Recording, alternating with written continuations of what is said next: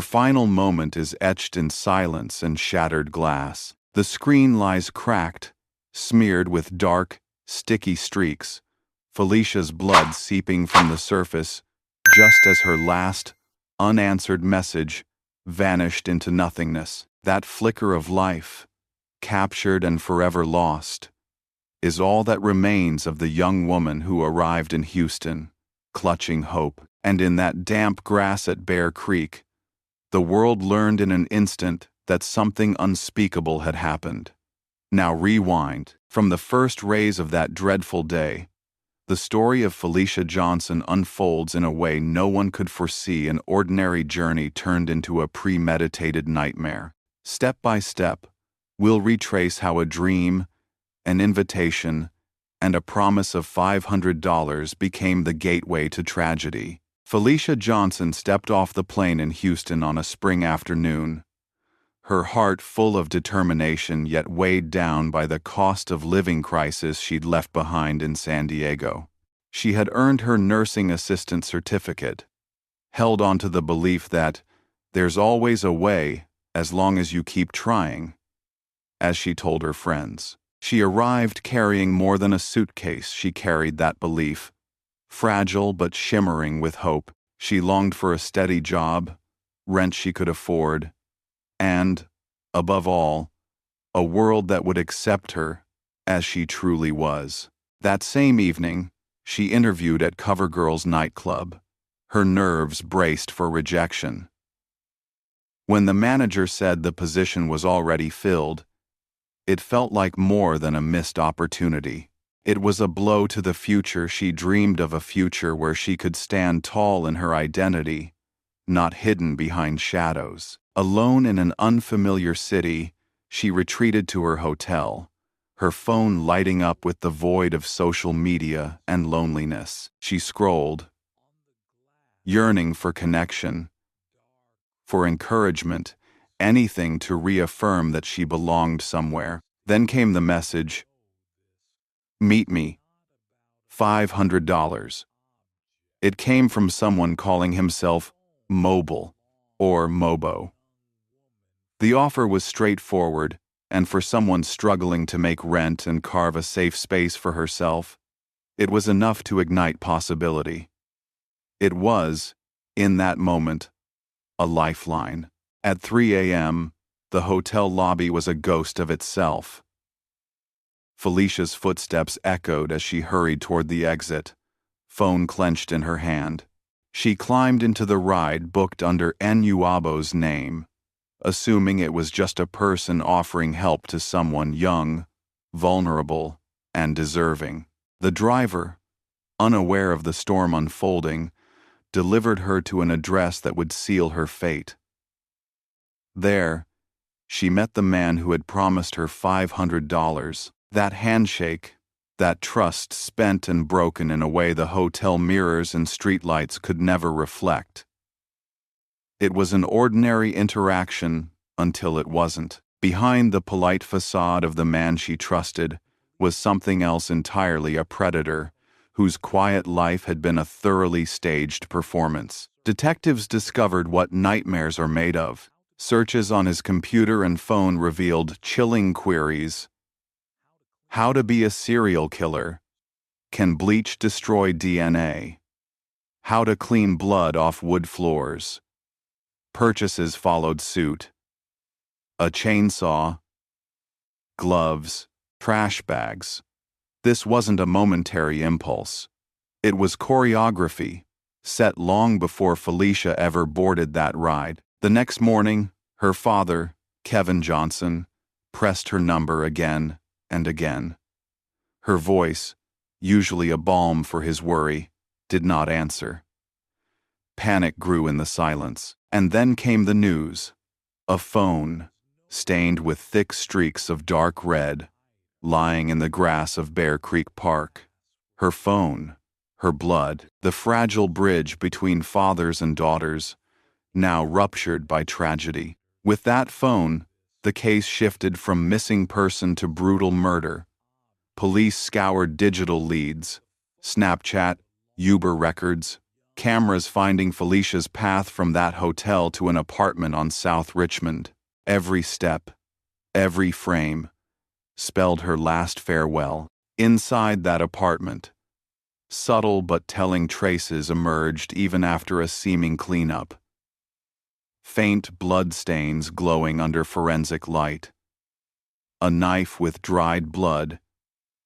Cleaning chemicals carelessly scattered. But the most staggering discovery lay in his files, a photo of a dismembered body time-stamped near the hours of her disappearance. Investigators knew they were in the presence of a methodical execution. DNA confirmed. Fingerprints matched. Felicia's presence in his space was beyond doubt.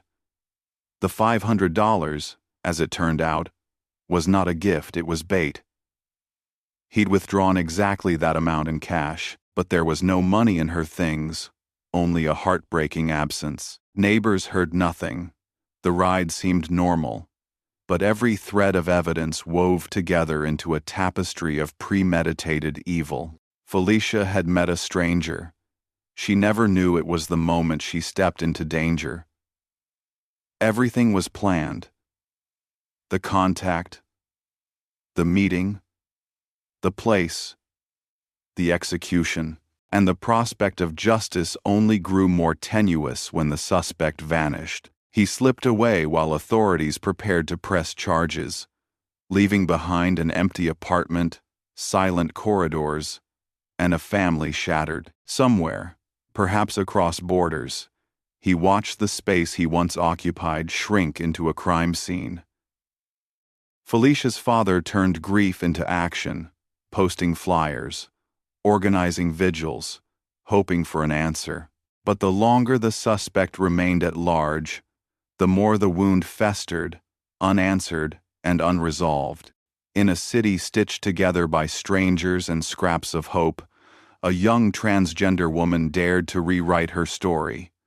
And in choosing to live her truth, she became prey to a calculating, violent hate. The question remains: how many others are lured by promises that seem like chance at safety or opportunity, and how many vanish into the same dark? There's a lot more to this story that will leave you speechless. If you find it worth listening to, don't forget to subscribe so you don't miss the next part. The apartment door swung open on May 13, 2022, and investigators stepped into silence. It was the silence of a room scrubbed clean, a silence that seemed rehearsed. The smell of bleach lingered faintly in the air, masking something far darker. With forensic light sweeping across the walls and floors, hidden stains began to glow, thin traces, faint streaks, silent testimonies. Blood. Felicia's blood. It was there in the seams of the floorboards, in the grooves of a knife left behind in the kitchen, in the bathroom where bottles of cleaning chemicals lay scattered. The man behind it all, Chuck Wubemdi, Chuck and Wubodo, had taken time to erase his crime, but the stains refused to disappear. Forensic science has a cruel way of exposing what predators think they can hide. To investigators, the apartment told a story. Felicia had been here, she had suffered here, and from here, she had vanished forever. But the evidence didn't stop with blood. On Chuck's computer, investigators found chilling images, photographs of a dismembered body. Timestamps just hours after Felicia was last seen alive. Though they could not immediately confirm the identity, the timing and the details froze investigators to the core. Alongside the photos was a browser history that revealed the depths of a mind preparing for horror. How to be a serial killer. Can bleach destroy DNA? How to clean blood off wood floors. Each search was a breadcrumb, leading investigators not only into Chuck's twisted psyche but also into a premeditated script of violence. It was not an accident. It was not a moment of impulse. It was deliberate. The digital trail painted him in sharp relief. And Wubodo had planned this.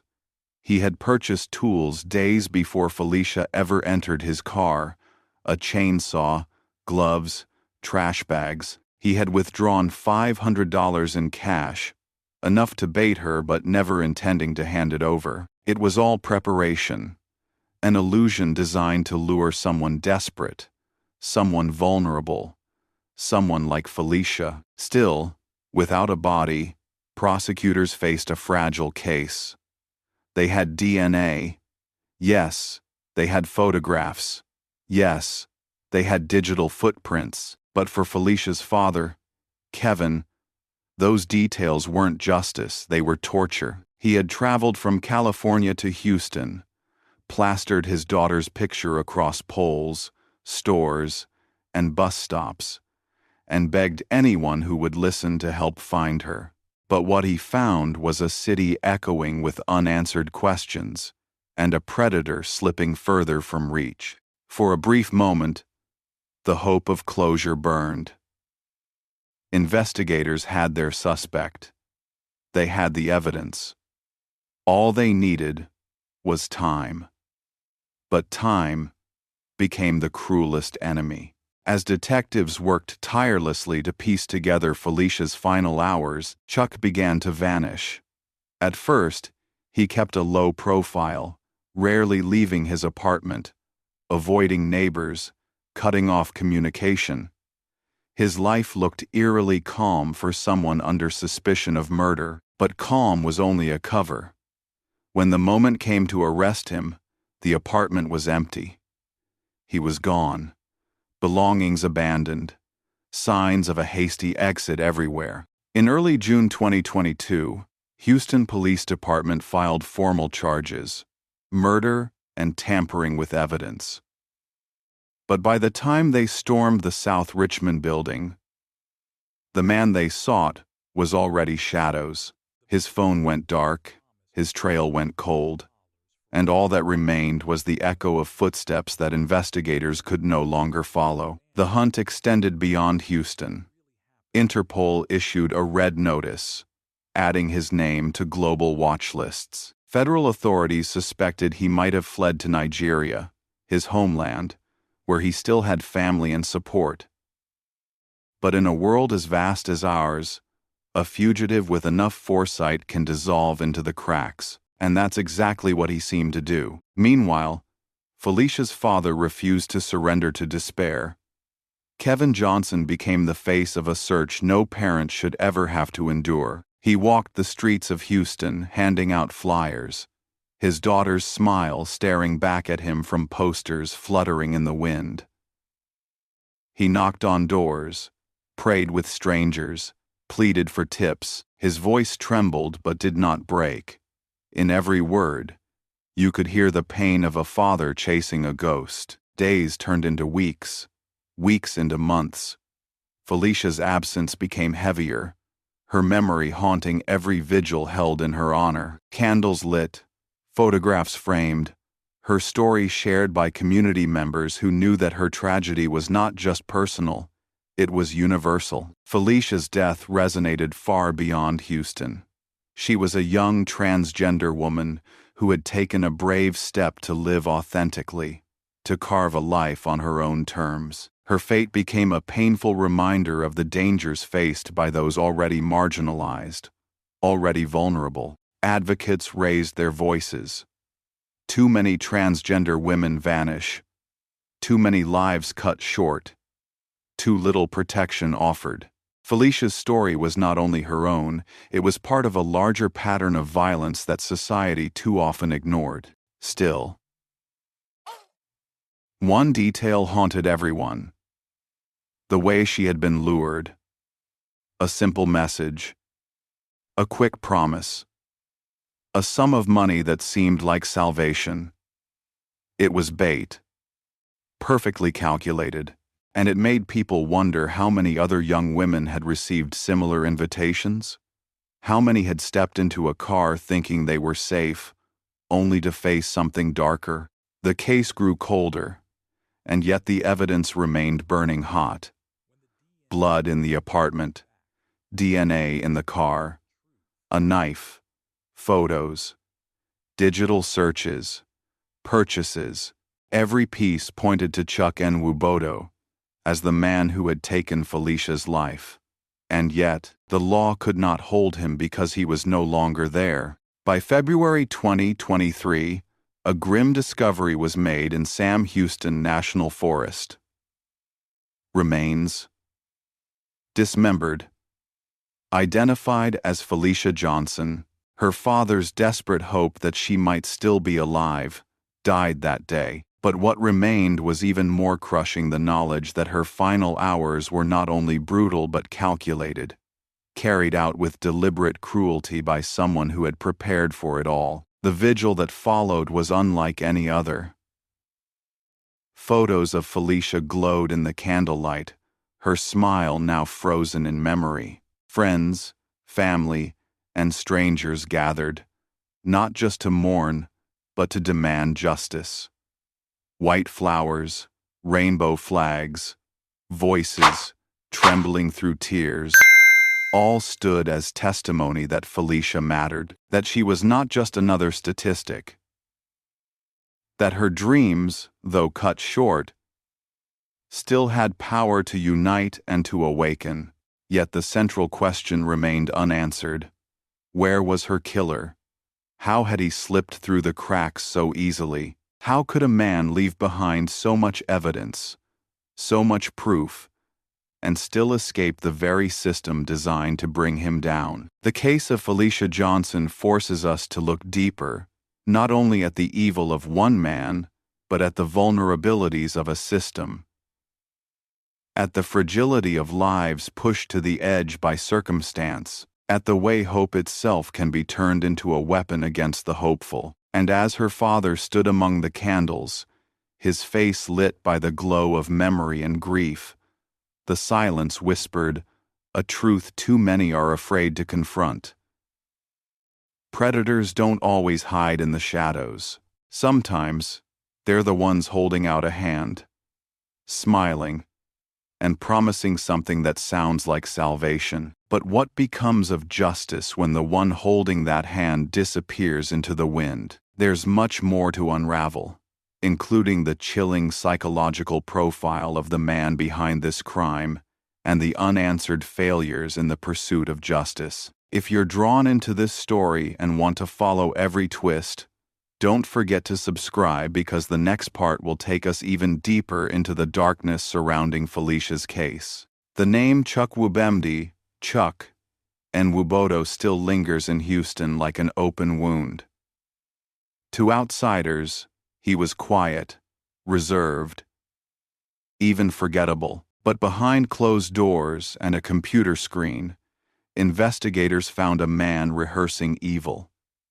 His digital trail revealed not just an obsession with violence, but a fascination with the methodical art of destruction. He wasn't improvising, he was studying, learning, preparing. And yet, this wasn't the profile of a lifelong criminal.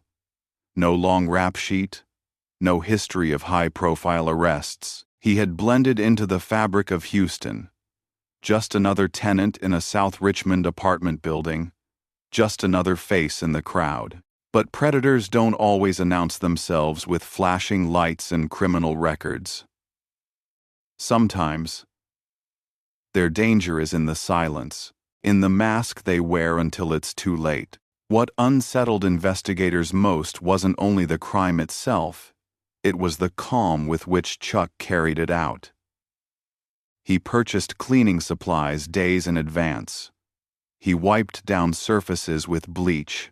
He bagged evidence and discarded it carefully.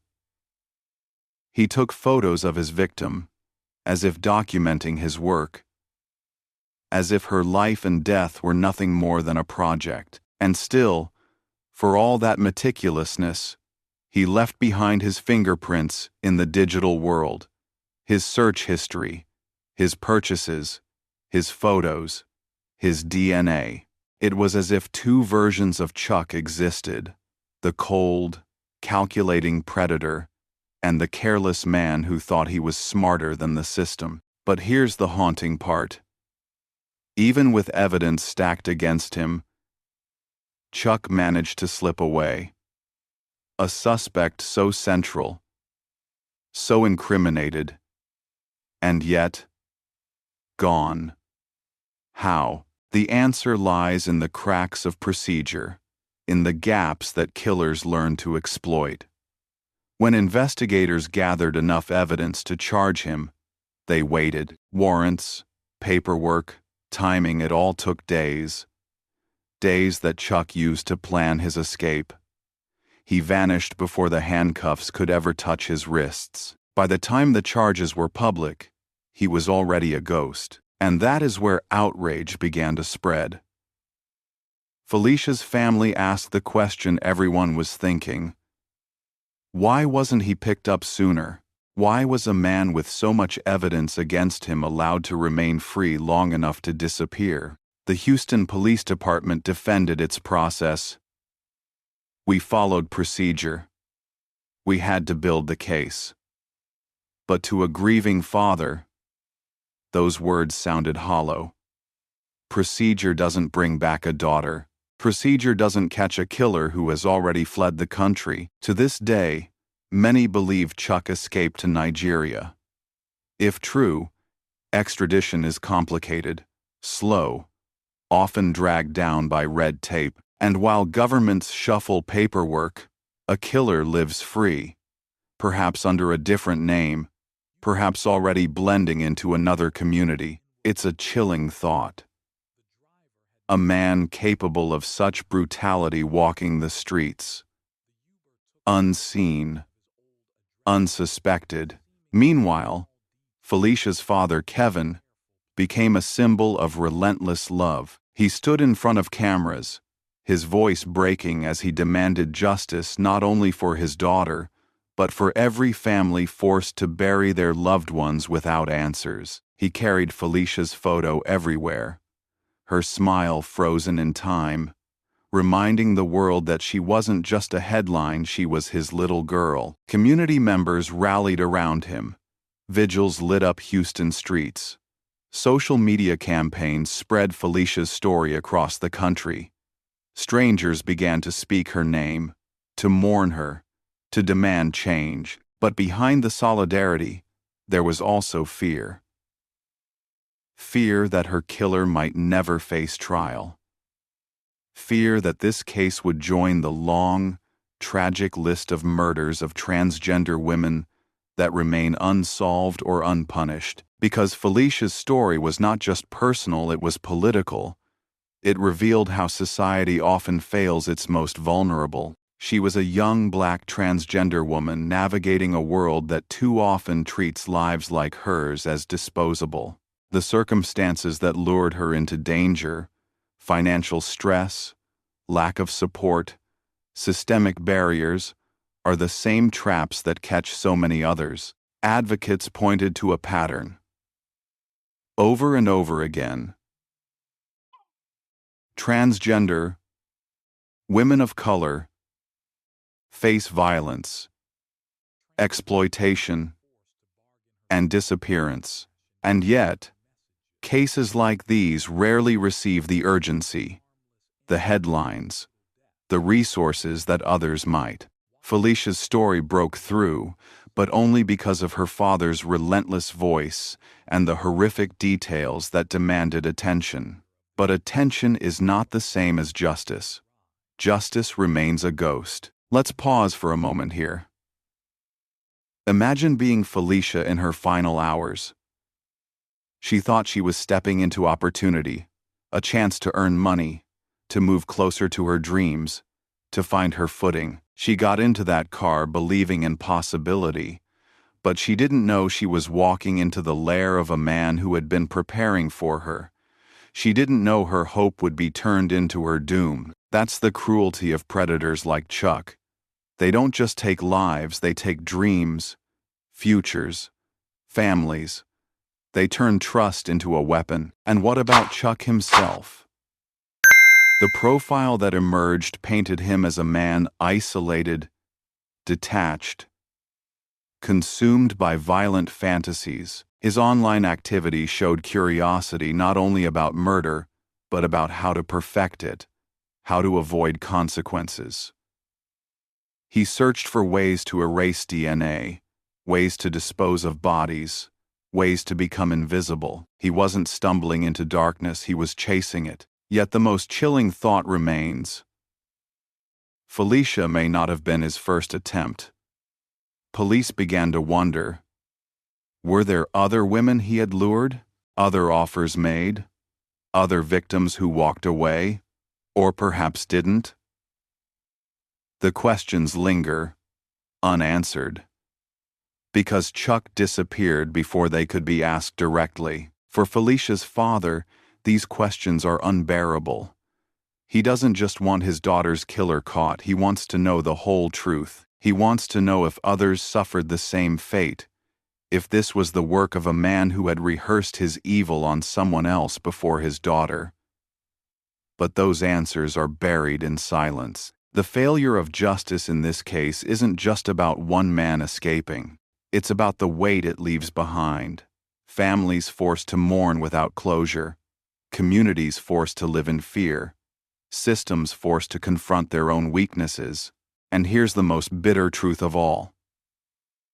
Killers like Chuck thrive in those weaknesses. They know that if they plan well enough, if they strike the right victim, if they move fast enough, they can vanish. They can outpace the system designed to stop them. And once they're gone, the system struggles to catch up. Felicia's case is now a story with two shadows.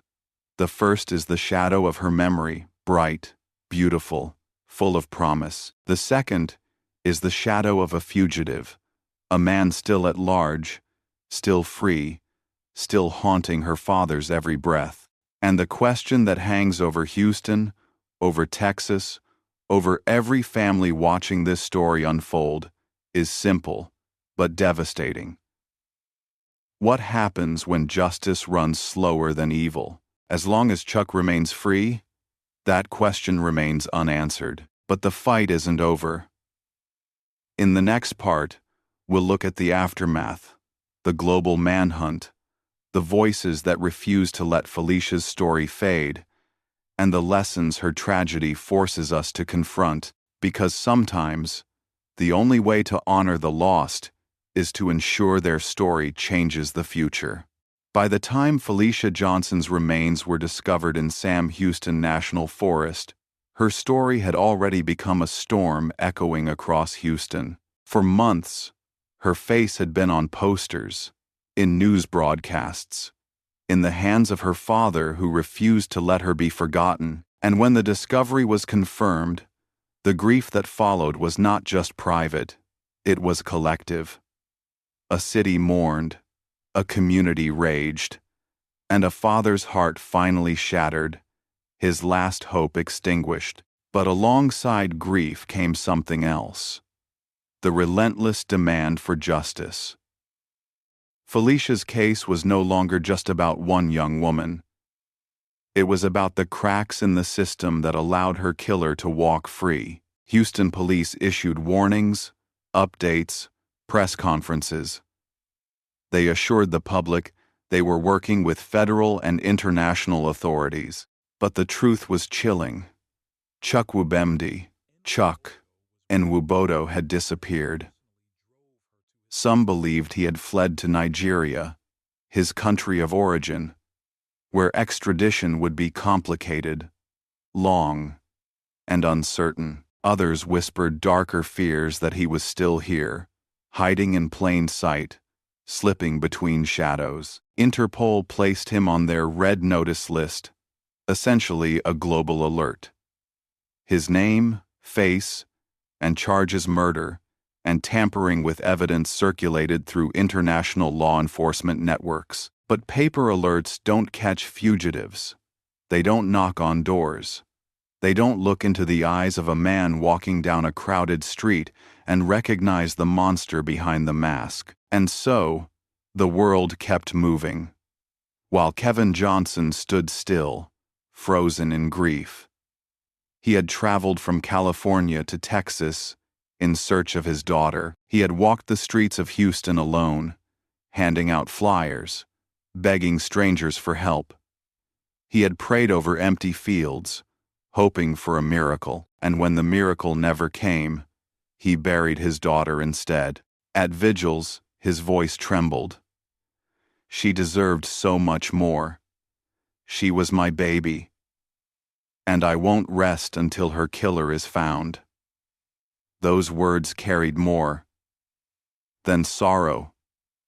They carried fury, a fury at the man who had taken Felicia, a fury at the system that let him go, a fury at the silence of justice that felt like betrayal. The community echoed that fury.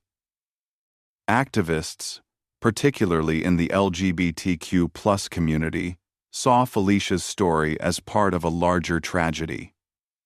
Violence against transgender women, especially women of color, was not new. It was a pattern, a crisis often met with indifference. Too many cases were underreported, underinvestigated, underprosecuted.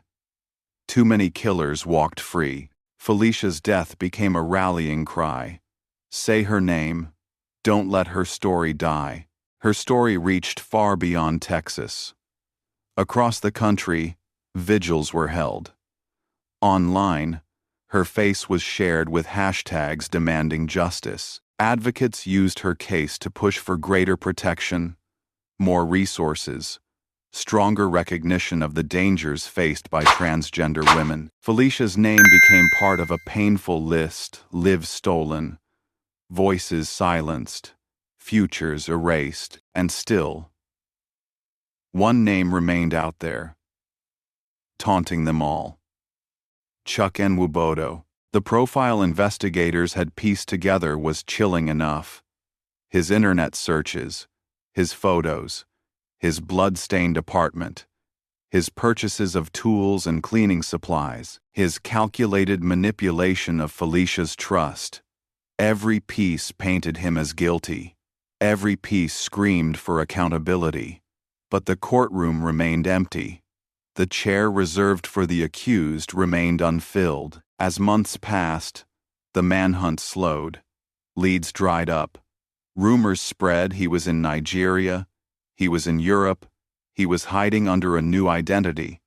But no one knew for sure. The uncertainty became its own kind of torture. For Kevin, every day without an arrest felt like his daughter was being buried all over again. And that leads us to a deeper question. What does justice mean when the killer escapes? Is justice only found in a courtroom, with a guilty verdict and a sentence? Or is it also in the act of telling her story, of refusing to let her name fade, of demanding change so that no other family must endure the same fate? Because justice is not always swift. It is not always clean. Sometimes it is slow, painful, dragged out over years. Sometimes it is never delivered at all. And yet, the fight for justice continues not because it guarantees victory, but because surrendering would mean letting evil win. Kevin Johnson embodies that fight. He stands in front of cameras, his daughter's photo clutched to his chest, his voice breaking but his resolve unshaken. He refuses to let Chuck's escape mean silence. He refuses to let Felicia's story fade into another forgotten file. And in his grief, he has inspired others to rise, to demand a system that moves faster, acts stronger, protects better. Felicia's story is not just about her death, it's about her life. She was a dreamer, a young woman navigating the difficult path of living authentically in a world that too often punishes difference. She wanted to model, to see the world, to find love, to build a future. She was vibrant, hopeful, full of laughter. That is who she was. Not just a victim, not just a name in headlines. Her legacy is carried in every voice that speaks her name, in every candle lit at a vigil, in every poster that still hangs in Houston, in every advocate who uses her story to fight for change. Her life was stolen, but her story continues to ignite. And so, we return to the central question: where is her killer?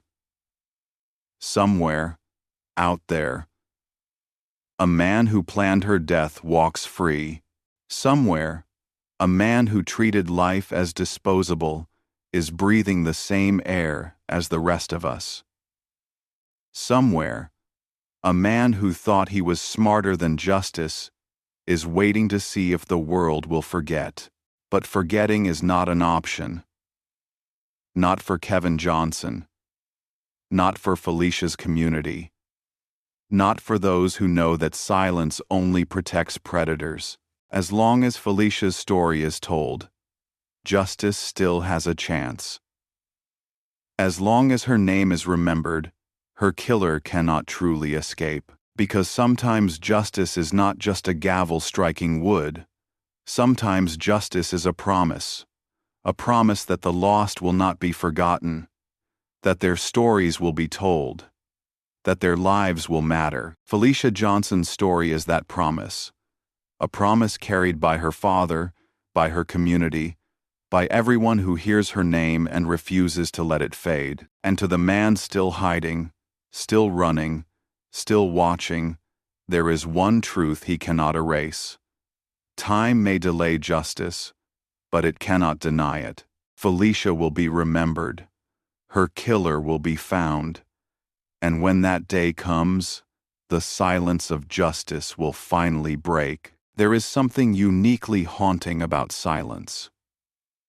Not the kind that fills a quiet room, but the kind that follows in the wake of a man who knows he is being hunted.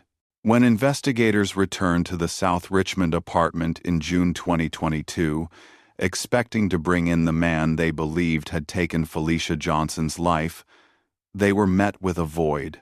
The rooms were stripped bare of presence, the air stale, and the bed unmade as though someone had slipped out only hours before.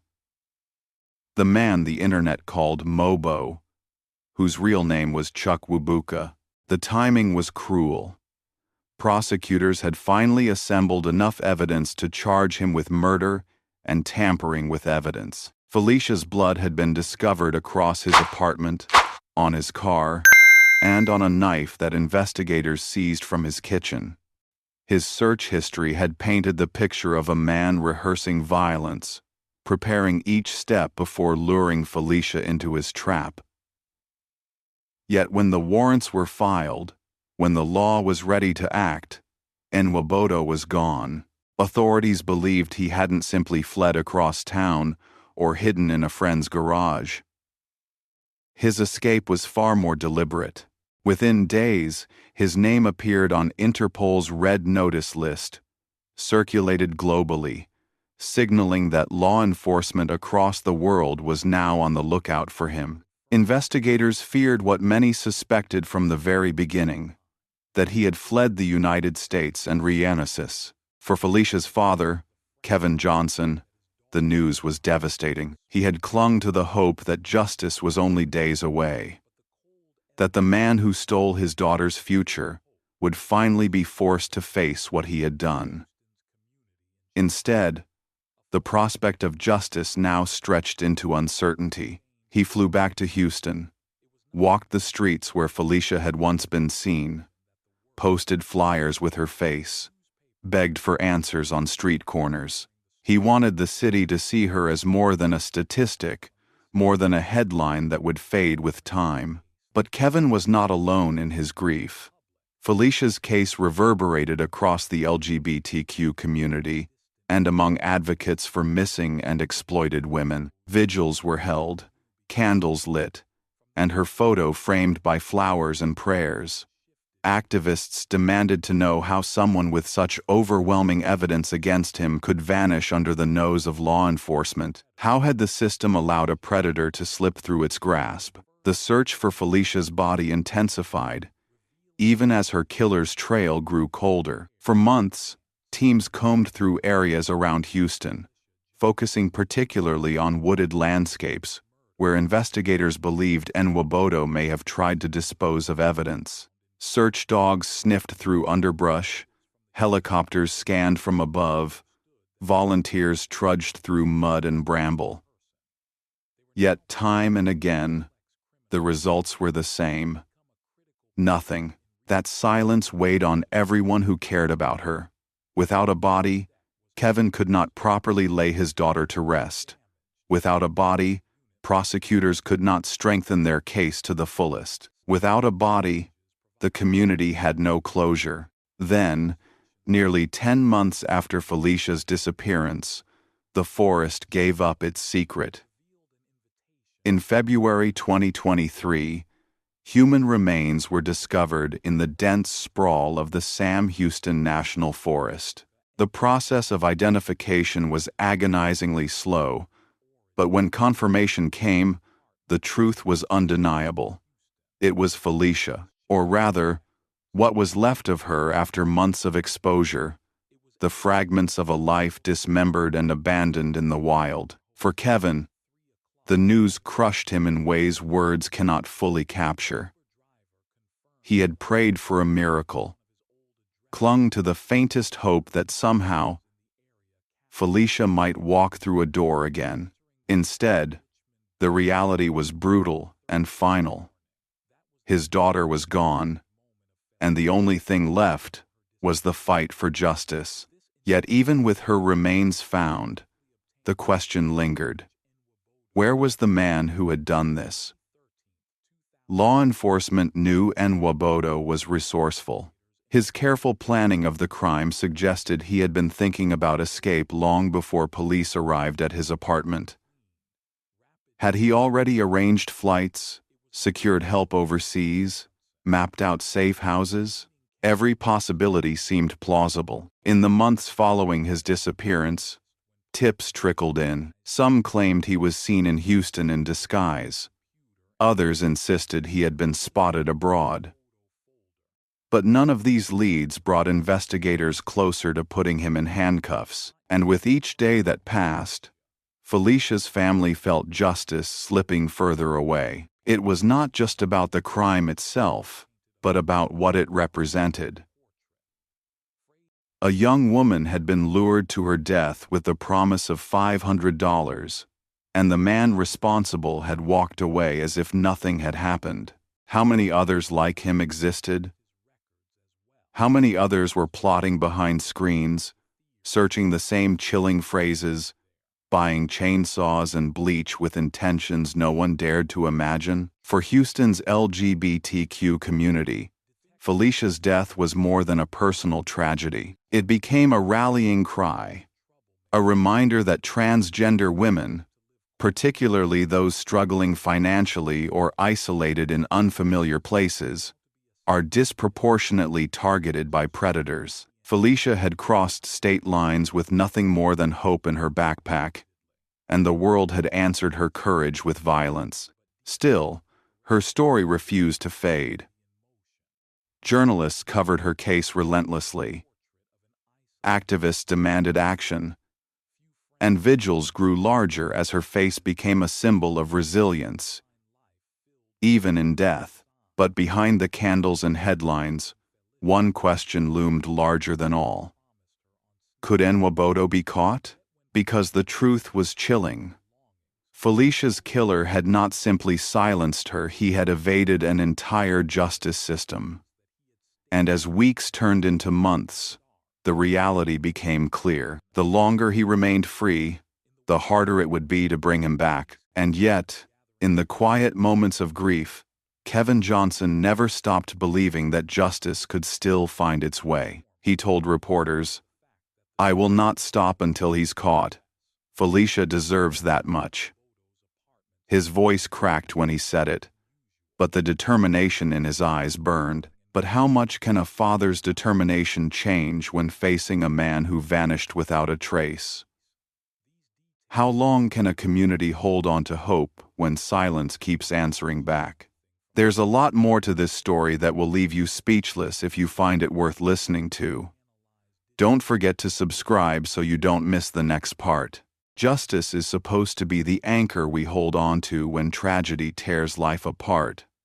But for Felicia Johnson's family, that anchor has felt more like quicksand, pulling them deeper into despair the longer her killer walks free. After the discovery of Felicia's remains in Sam Houston National Forest, the weight of finality settled on everyone who had prayed for her safe return. For 10 months, there had been slivers of hope, faint as candlelight, that maybe Felicia would come back. That hope was extinguished in an instant. What was left was grief. Grief that hardened into something else. A demand for answers. But those answers have remained elusive. Chuck Wubuka Nwabodo, the man accused of luring Felicia with the promise of $500, has vanished. Investigators believe he fled to Nigeria. If that's true, it opens a labyrinth of legal and diplomatic challenges. Extradition is never simple, even with a red notice alert from Interpol. International law requires cooperation, paperwork, negotiations between governments, and all the while, a family sits in limbo, watching the clock tick, knowing that distance and bureaucracy may be the shield their daughter's killer is hiding behind. For Kevin Johnson, every day has become a war against despair. He remembers his daughter not in fragments, not in the horrifying way the forest revealed her, but in her laughter, in her bright smile, in the way she used to say, "There's always a way as long as you keep trying." Kevin repeats those words now. Not for her, but for himself. Because what else can a father do when justice remains out of reach? The community, too, has struggled with the cruel truth of this case. Felicia's death has become more than just another crime statistic. It's a mirror reflecting the dangers transgender women continue to face. Vulnerability can be exploited in seconds. A message on social media, a promise of money, an invitation that seems harmless. Felicia's story has become a warning whispered in vigils, printed on posters, and shared across the internet. Be careful. Protect yourself. The world is not as safe as it seems, but warnings feel hollow when the predator is still free. Activists ask hard questions. Why wasn't he arrested earlier, when investigators had already uncovered blood evidence in his apartment?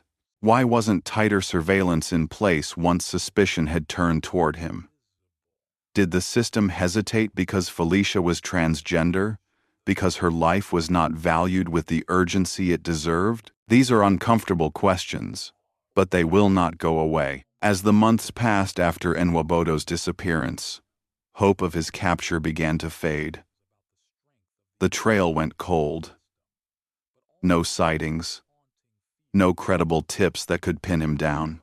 And so Felicia's name risks slipping into that shadowed place where many victims' names go remembered only by loved ones, while the world moves on. But Kevin refuses to let that happen.